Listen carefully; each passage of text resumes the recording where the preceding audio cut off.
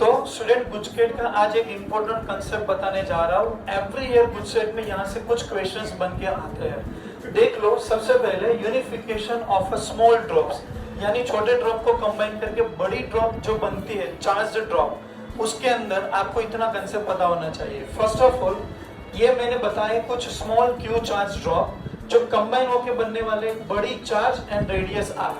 Small drop की radius को small समझना है। अब मैंने यहाँ क्या किया, वॉल्यूम को कंपेयर करा, small drop volume into N, क्योंकि एन नंबर ऑफ ड्रॉप्स ले रहे हैं, इक्वल टू बड़ी है वॉल्यूम ड्रॉप। अच्छा, यहाँ से रेडियस का रिलेशन ये बन रहा है n⁻⁴ into R equals to capital R, और यहाँ से चार्ज का एक रिलेशन निकल रहा है कि एक चार्ज का, एक ड्रॉप का चार्ज क्यू ऐसे नंबर ऑफ n है तो n Q equals to capital Q. अब क्वेश्चंस जो पूछे जाते हैं वो एक्चुअल में तीन कंसेप्ट है, एक सरफेस चार्ज डेंसिटी, पोटेंशियल, और एक पूछा जाता है कैपेसिटेंस। अच्छा, रिलेशन देख लो, शॉर्टकट की के हिसाब से कर सकते हो। Sigma big equals to n⁻⁴ into sigma small, ये surface charge density.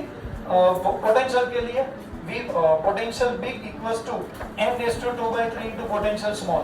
Capacitance big equals to n⁻⁴ into capacitance small.